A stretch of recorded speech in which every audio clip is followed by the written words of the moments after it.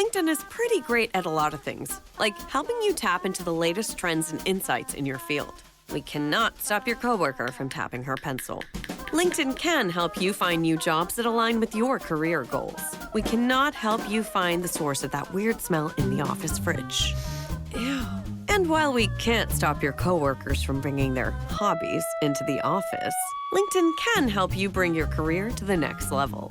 LinkedIn is the network that works for you.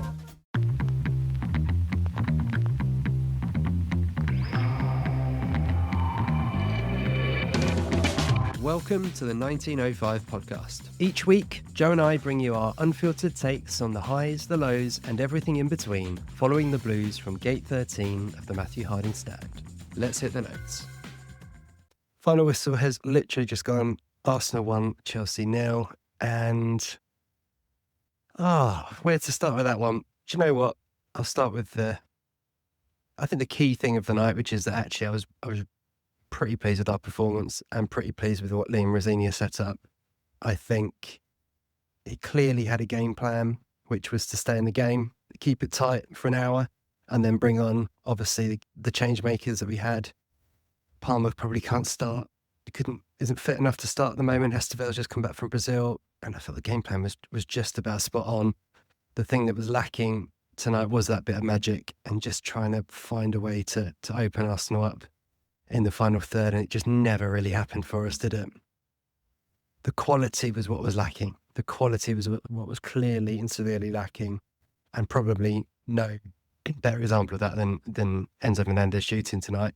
His shooting boots were not on. He's been so lethal really recently from all positions, and there was clearly a game plan to get a lot of shots away on Kepa from range, from any distance, and you used to see it actually quite often when teams would play against Chelsea and Kepa was in goal. It was clearly a tactic. He concedes a lot of goals from long range. I call him T-Rex arms because of those small arms. We lost an FA Cup final to Leicester with Tillmans scoring from a very similar sort of scenario where it was a case of just get shots on goal and he won't reach it.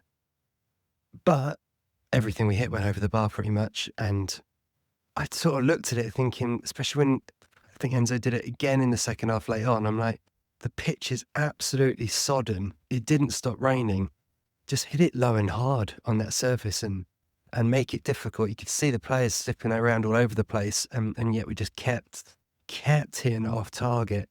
And against, let's face it, we know a pretty bang average keeper, just hit the target, give him something to do. But that was the one bit of the game that was disappointing. But overall, I thought that the game plan was pretty well executed. And the only thing that I've sort of hit is a bit disappointing. Obviously, to be honest, I was pretty relaxed about the tie. I mean, it's the League Cup, lowest priority of the season.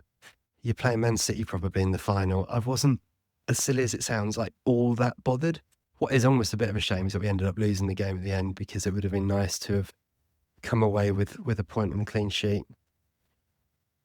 I thought I was just going to sound bitter. The way Arsenal, the fact that they are the best team in England right now, and, by many accounts, the best team in Europe.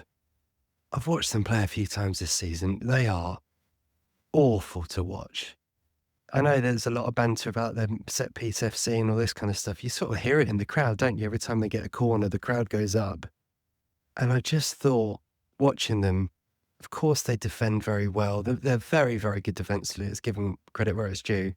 But I watch them and think, it's really hard to watch for the football. And yeah, that sounds bitter, doesn't it? But I just thought I've watched them a few times thinking, what am I missing about this team? And there's not a lot to like, is it? Gyökeres, he looks like a bit like Liam Delap, let's face it. And then Delap, again, I thought tonight was probably our one performer on the night I thought was particularly poor. Just didn't work really with him on the right-hand side. I think we were a little short on options with the injuries and players out, but it didn't really work. And he looks a player completely shot of confidence at this point. But yeah, not great on that front. And then, of course, it's Kai Havertz who scores at the end. And let's face it, he points at the Arsenal badge at the end, but maybe he needs to remember where he won the Champions League, and he probably won't win another one of those. He might want to think about how his legacy is remembered as a player. I always think it's a bit sad when I see players do that, and that includes Chelsea players as well who do that against their former clubs and point at the badge and stuff. And I just think, oh man, you'd actually have got a good reception at Chelsea if you'd sort of kept your mouth shut and been good, because you won the Champions League with us and scored the goal in the final. And I just think things like that are a little bit pathetic, personally. I remember players like Jimmy Floyd-Hassel weren't coming back to Stamford Bridge and even scoring against Chelsea and getting applause from the Matthew Harding stand because he was such a legend and had been held in such high esteem, the way he handled himself. And I just thought that was, just a bit sad from Havertz, really. Overall, honestly, I'm not too down on it. It's the lowest priority. I think there's a lot of good signs that we're seeing from Liam Rosenior. He has had no coaching time at all with these players, but the fact that you can see he clearly is able to set up game plans. I like that he's trying different things. He's going in and having an approach. He went with the three at the back today. Generally, it actually worked pretty well.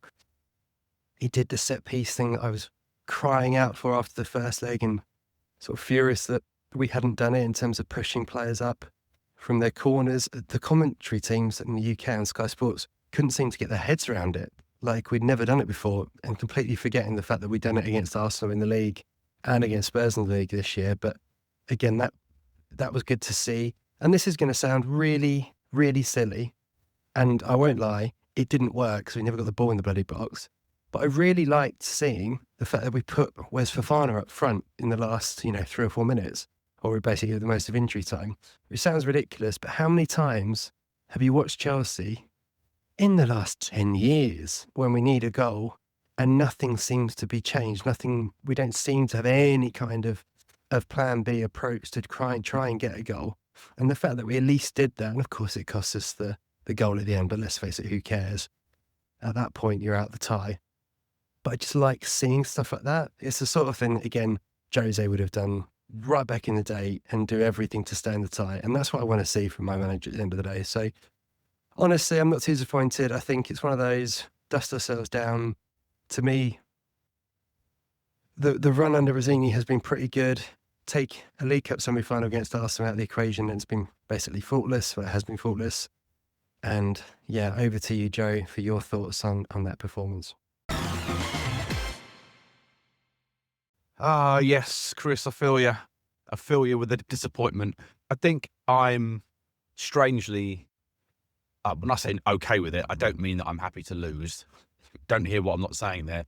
I'm just pleased that we came up with a game plan, we managed to execute it, and basically, barring, I think in your words there, not having a little bit of magic in the final third, it was pretty much flawless. And the way that we have been able to flip between a 4 and a 5 so seamlessly, a back 4 and 5, obviously, it's given me so much hope for the remainder of the season. I don't know if we will, but because it's a cup match, were they extra focused? I'd like to think now in the league they can galvanise themselves and have this mentality going into the remainder Premier League matches of the season. And if they play like that, they'll have no problems. It pains me to say it because when it's a London rival, you don't want to give them too much credit. But Arsenal at the moment, even though I think Chris said there that their football is very unattractive and quite frankly, they're a hard watch. They're very, very solid defensively. So there aren't many teams in Europe that play that well at the back on a consistent basis. Cracking them was always going to be an uphill task. But I thought that Chelsea controlled that match. I thought other than maybe the opening 15 minutes where Arsenal looked quite lively without really causing us much problems, Hincapié obviously hitting a left foot shot where Sanchez obviously turned it around the post. That's all he had to do all night, barring a few pass backs and throw outs. So Chelsea can be very, very pleased with their night's work, even though they didn't get the right result. And the way that we set up and the way that we managed to press Arsenal back, they looked, I mean, the commentary said they looked comfortable, Arsenal, and they were enjoying themselves. And I'm not so sure, if I'm honest. I think they'd have been a little bit, the fans were definitely nervous. And I'm going to suggest that the players were, at 0-0, Chelsea are always in that game. They know, a handball in the box, a free kick on the edge, which we had, and obviously hit the wall with any form of trickery in the last third there. João Pedro manages to squeeze his way through and get a shot off, and we score. We'd have had them under pressure, big time. And the way that we didn't basically go gung-ho from minute one, I don't think it's the fact that Chelsea aren't good enough to go one-on-one with Arsenal. The commentary suggested that basically we're not good enough at the moment to do that, so why risk it? Arsenal probably are a better side, man for man, currently at the moment. But we have very dangerous players. And seeing us play with such defensive strength, it made me feel like a Thomas Tuchel team when he took over. I got that vibe from him. I got that from Chelsea last night, where we were like really, really hard to beat. And throwing everybody up to try and score a goal in the last 2 minutes, 3 minutes, 4 minutes, whatever it was. Arsenal had no idea and had no real idea to break us down. Obviously, it took Chelsea to have one at the back and 3 Arsenal players streaming through for them to get their goal. And you'd have thought that Kai Havertz had scored the winning goal in the Champions League final, the way he celebrated.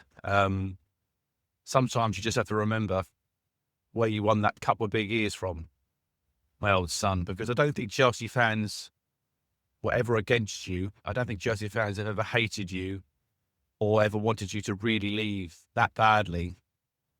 I get that you've gone to another London club, but I just think some of the way he celebrates, he's done it at the Bridge once or twice, and obviously last night, pointing to the badge and one love and all that nonsense. I just think that maybe he could just show a little bit more humility. But yeah, we looked very, very good at the back, and I just think that if we can take this form into the Premier League now, I give Chelsea a very, very good shot at getting into those top 4 and 5 positions, which frankly, under Maresca, I never gave us a cat and hell's chance. I just saw us slipping further and further down. I really enjoyed the performance of Hato, because he had a dodgy game against West Ham at the weekend. And so throwing him back into the lion's den, as it were, against Arsenal of all sides at the Emirates, I thought was brave from Liam Rosenior.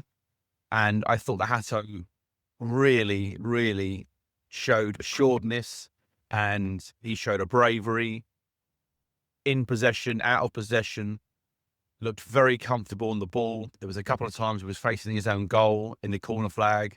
He didn't have a lot of options. He wriggled himself out of it and played a lovely ball inside. And that just shows a real calm head on young shoulders, and I really enjoyed that. I think all the back 3, the 3 central players had a good game. Trev and Fofana were excellent. Again, hard to say it's their best game of the season or whatever, but certainly it's up there. They were defensively fantastic, and I think they all deserve a pat on the back. I think Cucurella and Gusto in the wing-back positions had good evenings. I thought Cucurella particularly had a very good game. He was absolutely everywhere. He was heading balls away from the middle. He was running up the wing to try and whip a crossing. He was then chasing back to get his man. He was the amount of ground that guy covered last night is insane. And yeah, he looks like, to me, he's got his mojo back. And I don't know whether he needed a rest or whatever, but he needed something. And maybe that manager change has given him that little bit of extra boost that sometimes you get when a new manager comes in, sort of showing him what you've got type of an attitude. And I think that he was outstanding last night. I thought Santos, Caicedo, and Enzo in the middle of the park. Obviously, Enzo being that slightly further forward player, but I think them three were tremendous. And even though that Enzo, Chris rightly says there, his shooting boots were not on last night, he was getting into position. In fairness, he wriggled himself. I think he had 3 shots from outside the box, but they were only just outside the box in very good areas. That ball slightly on the angle, and he just got his power slightly wrong, and every single time he was just hitting it over the bar. But I think the fact that we were in those positions to start with was fantastic. And yeah, sometimes with the number 10, they could be quite quiet in games like that, and they can be wrapped up by the 2 centre halves. But Enzo found himself in plenty of space on more than one occasion, sometimes dropping deeper to receive it, and Arsenal didn't know whether to go with him or stay where they were, and so it meant he got a lot of good space, particularly in the first half. And yeah, I thought he was very, very good. And take Santos and Caicedo, really bossed it in the middle. Some fantastic, robust tackles. I enjoyed Santos making that great tackle in the second half when it was a 50-50 call. The referee had called for a foul already, but the 2 players weren't to know that. But Santos went steaming in, great low tackle, won the ball and the player. And yeah, he's looking a really, really fantastic player for Chelsea now, and I'm so pleased he's been given his chance. I think up front, it's very worthy that we call out João Pedro. He was so good last night. His hold-up play against 2 really tough centre-backs was fantastic. He was awesome last night, João Pedro. His way that he had his back to goal, fielding people off left, right and centre, turning players, winning free kicks, playing deft little touches into midfield players, turning the ball around the corner for the wingers to get onto.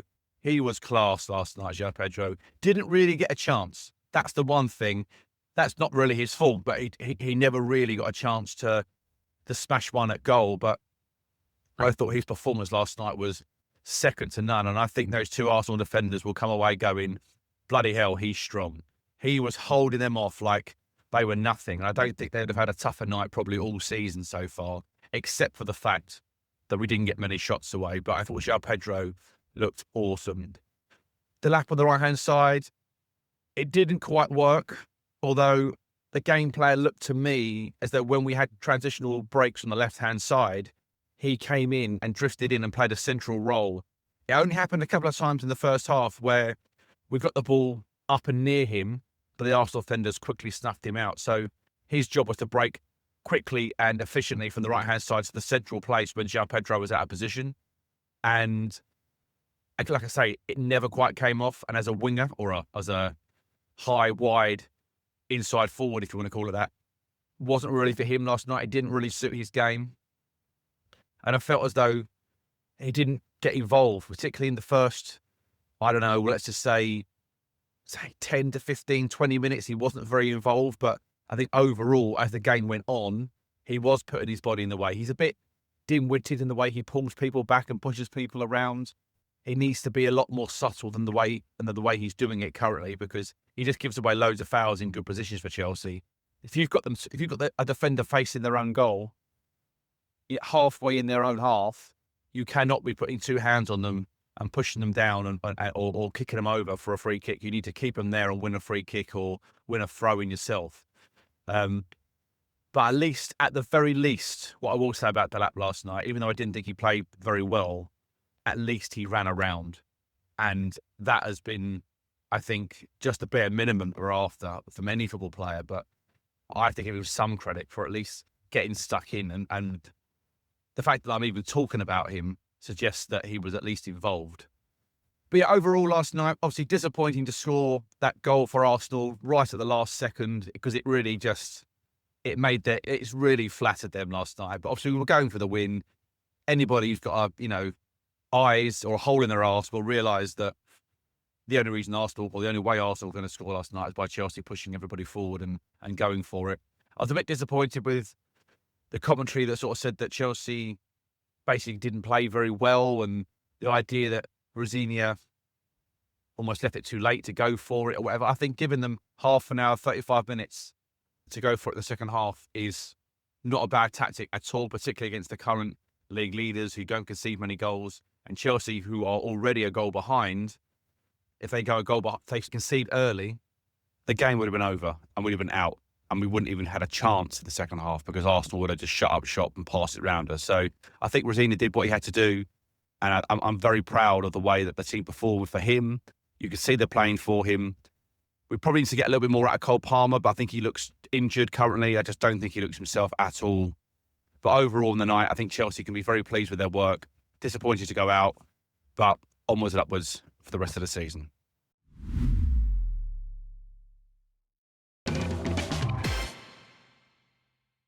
Good morning. Good morning. Yeah, I've calmed down this morning. I've calmed down. I think it's a really weird one. I didn't honestly, genuinely care that much about the tie. I think, as I briefly said yesterday, it's the League Cup. And I said it after the first leg, and I'm sort of thinking it again this morning.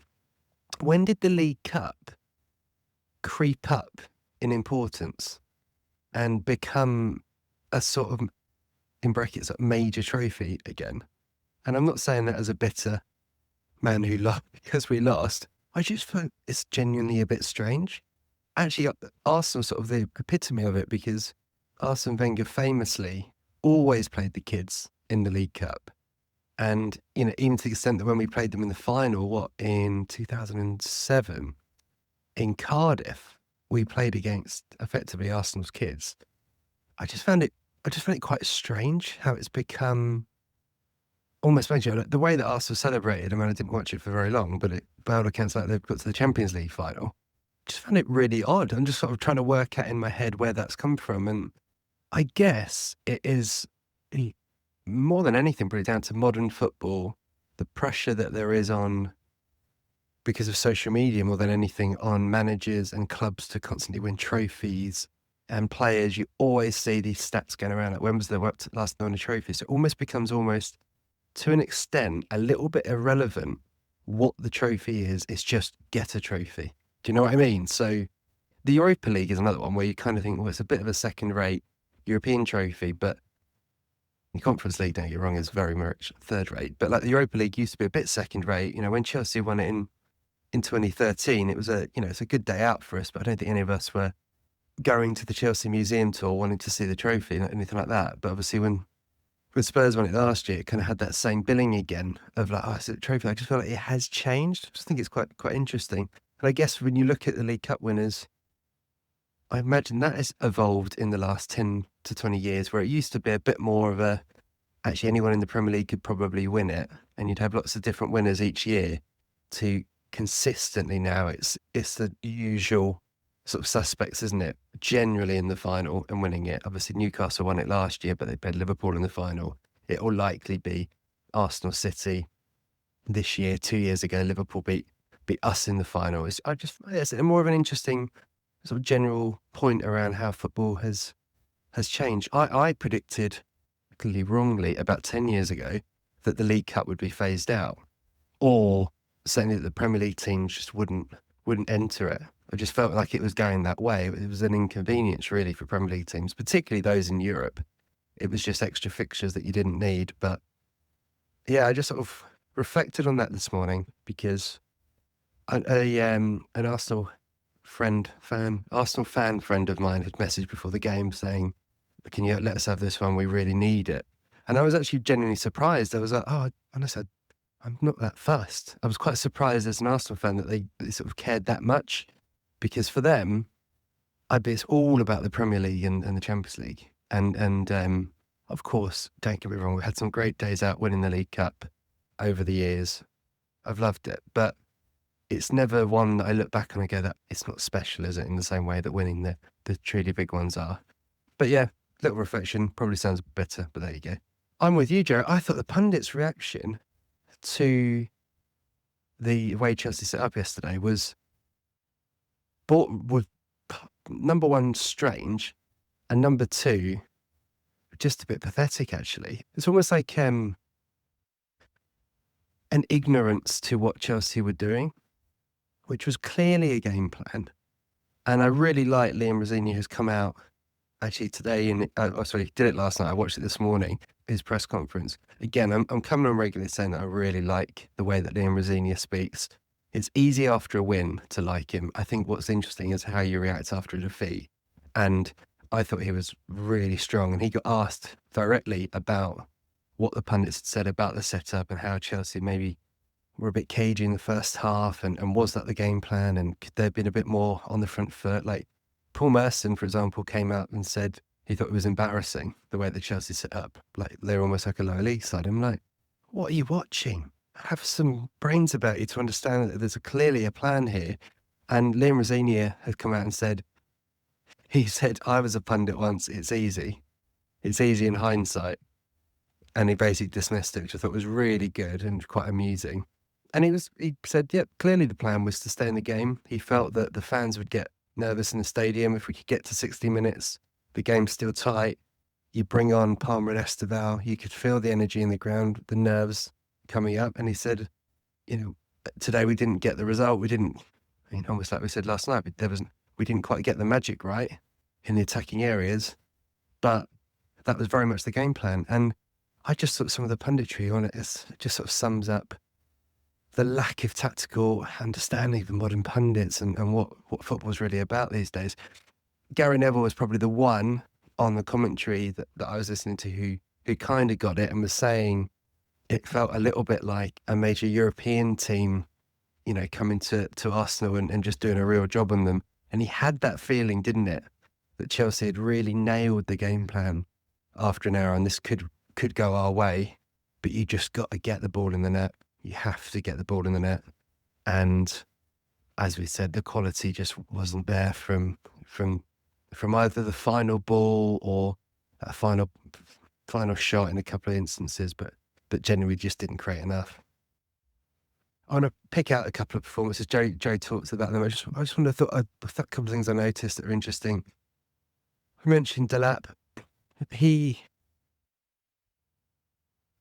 really want him to do well. I really do. And I actually thought him going basically on the right wing almost might free him up a little bit to just use his pace and strength and have a little bit less pressure in terms of it's not so much about you scoring goals tonight. It's about you being a real handful for us. But you watch him and he just doesn't look like a Premier League footballer at the moment, does he? And some of the stuff he does is just so stupid with his fouls. Like, it's proper 2 hands up, pushing the back type stuff. And I'm just watching. He did it in the second half, didn't it, at one point? I think he got away with it incredibly, sort of near our corner flag. But you're just looking like, what are you doing? Like, what is going through your head? It's like he looks incredibly frustrated. And I mean, I'd say he's got 3 months to save his Chelsea career. I'm going to go that strong on it. I think he's got 3 months to save his Chelsea career. Otherwise, there's no way he's starting in a Chelsea shirt next season. I just cannot see it. And I think Chelsea will look to probably sell him for a quick, you get back your money, what you paid on him, or put him on loan and hope his value goes up, because I'm just not seeing it at the moment at all. And whatever magic Liam Rosenior worked on João Pedro, and honestly, I think he's done he's like a different player. He's João Pedro 2.0. This is the player that I saw in the summer when he first came in. His hold-up play, Joe mentioned it, was honestly, it was unbelievable at times. But yeah, whatever he did to him, we need to have him to Delap, because he looks miles off it at the moment. And the other thing I noticed, I don't know if anyone else noticed this too, but you see it at any level of football, don't you? I play, Sunday morning vets, and you get a good feel for who the players trust with the ball when you need a goal. And I noticed late on in the last 5-10 minutes yesterday that those Chelsea players do not trust Garnacho with the football. And he was out on that left wing time and time again, and you just saw it. It was Enzo Fernandez picking the ball up, or Cole Palmer looking up, seeing him in space and not giving him the ball. And it happened 3 or 4 times, and I just thought, oh, that's not a good sign for where he's managed to get himself in the trust of the players. And it was frustrating me watching it, because I was thinking, actually, you can be pretty effective carrying the ball down that line and trying to make something happen. But it was quite clear that for whatever reason, the players don't trust him. And Pedro Neto gets a lot of stick from Chelsea fans. I know he's very divisive at the moment, I think, as a player for us. And honestly, we've said it on the pod, his recent performances, I think, have justified that in some instances. What I think you saw in that last 10, 15 minutes yesterday, particularly when we'd put extra players into the box, was something that Pedro Neto doesn't, I think, probably get enough credit for, is how good he is at getting crosses into the box on either foot. He will always seem to get himself half a yard and get the ball into the box. Now, I'm not saying that cross is always perfect, certainly not always directly leading to a goal, but he does it so often that he will create chances. And actually, I think quite often those chances don't even show up on his assist tally. So if you look at, for example, the Cucurella goal against West Ham at the weekend, it's Pedro Neto's ball to the back post, which finds Gusto, that's headed against the bar, comes down, and Cucurella puts it in. He was involved in the goals against Arsenal in the first leg for Garnacho as well, putting a cross in the box. I just think he goes under the radar a little bit because he does frustrate us at times.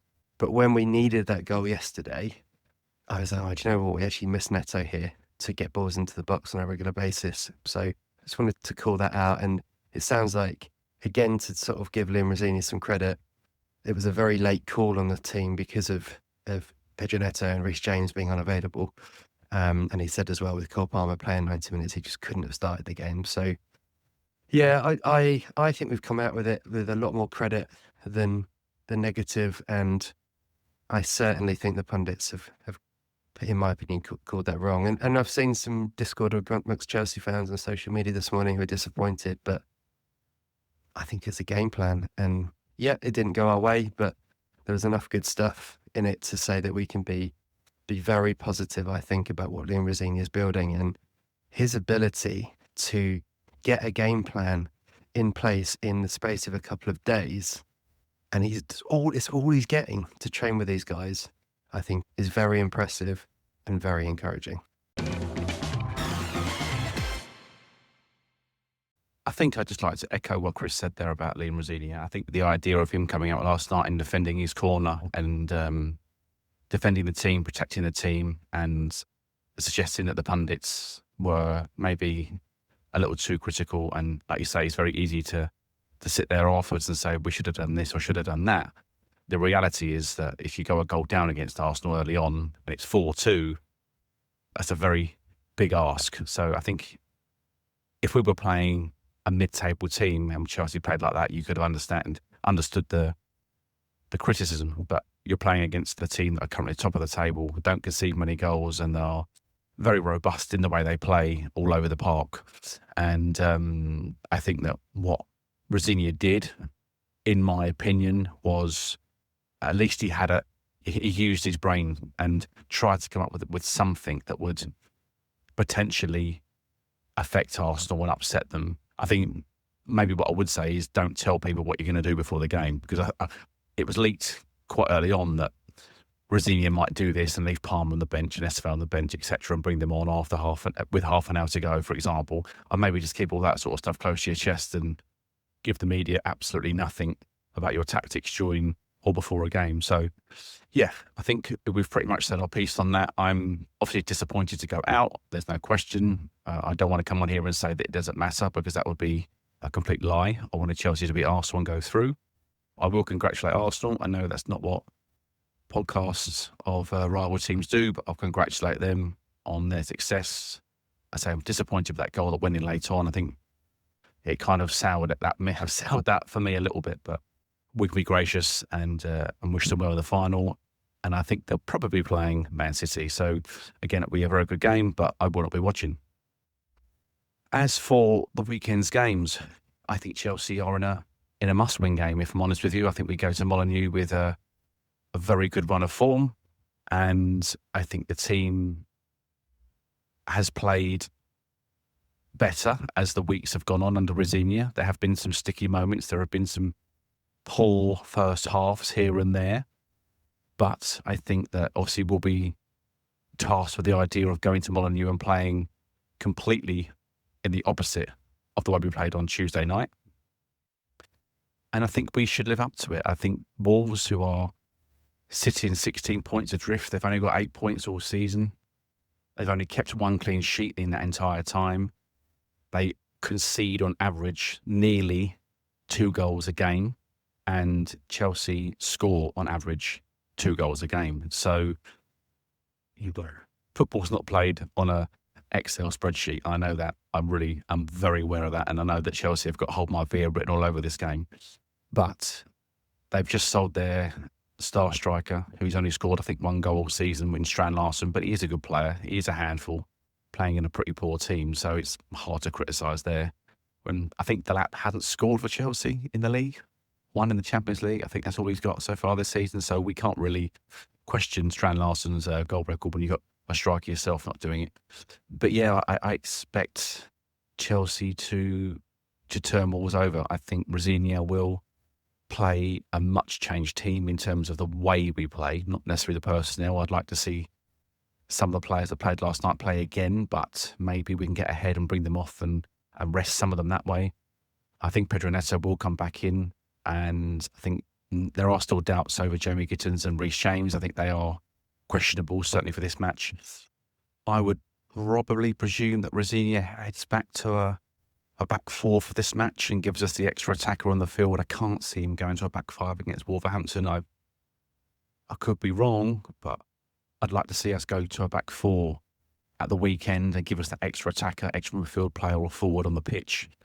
And yeah, I cannot see that if we play to our full potential, that we don't beat Wolves. They are really struggling. They're not a very good football side, but the manager is trying to do some things, but he hasn't got a lot to work with. I think it's difficult to come in mid-season for any manager, particularly when he came from a club that was in sort of top of the Championship, or certainly right there with like Coventry at the time, and then basically took over a team bottom of the Premiership. It's not easy, but like in any game of football, we have to give Wolves their respect at the very beginning, make sure we don't concede any stupid early goals. We must come out of the traps a bit more hungry and alert in the first half, because our first half performances have been poor. I think if you go a goal down or 2 goals down against anybody in the Premier League, you can struggle.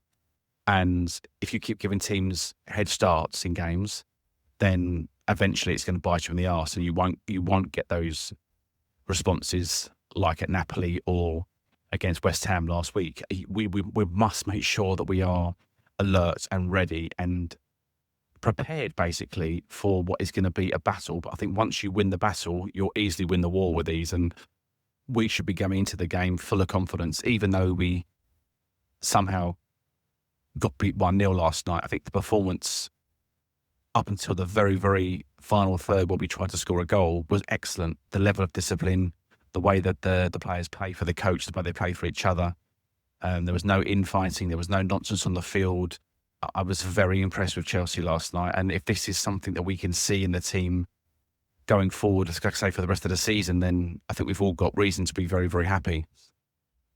And I think just lastly, it was nice to see Josh Achampong come on last night to get some minutes. I really do think he plays this weekend. I think we have to start seeing him play in a blue shirt. Otherwise, you can't keep saying to him, we don't want to sell you, you're too important to us, and never give him any minutes on the pitch. I can see him coming in, possibly even at fullback.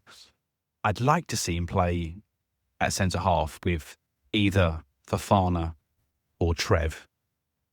But it depends if Reece is fit or not. If Reece isn't fit, then, and Gusto sort of had a knock towards the end of the game last night. He did carry on, but I'm not sure if that was tactical or if he was genuinely injured. If he had a slight knock, then I could see Josh coming in at fullback this weekend and maybe doing a job there for us. But I'd like to see him start and given some real proper minutes. And Wolves is probably a really good place to do that. Again, the left-back position is difficult. I don't know if Hato will get another start there at fullback based on what happened last week, but maybe in a team that wasn't littered with Garnacho and Badiashile either side of him, they might put him back in there and give Cucurella a rest. But again, I'd like to see Chelsea start with a very strong team, and because they bring players on if necessary. I think the Premier League points at the moment are so important that you can't really take any risks at this stage of the season. But I think certainly overall, Chelsea have too much for Wolves the weekend. If they turn up with the right attitude, and that's the main thing. They have the right attitude, they can beat anybody. And the way João Pedro is playing, I think he could destroy Wolves if he starts. And my God, I hope he does. But yeah, let's look forward to a good game against Wolves, hopefully 3 points, score some goals, a good performance, and get back to the bridge next week.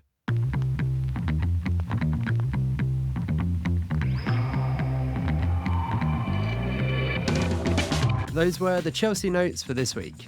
If you enjoyed the podcast, do us a favour and share it with a fellow Blue.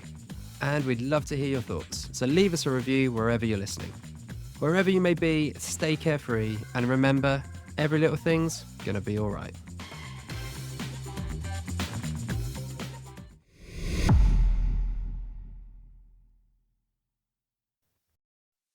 What is natural? When you read natural flavors on a label, most people don't realize it's often not real food at all. Those hidden ingredients quietly work against how your body feels and functions over time. That's why Just Ingredients uses only real food ingredients, so you know exactly what you're putting in your body. Stop guessing. Start knowing at justingredients.us.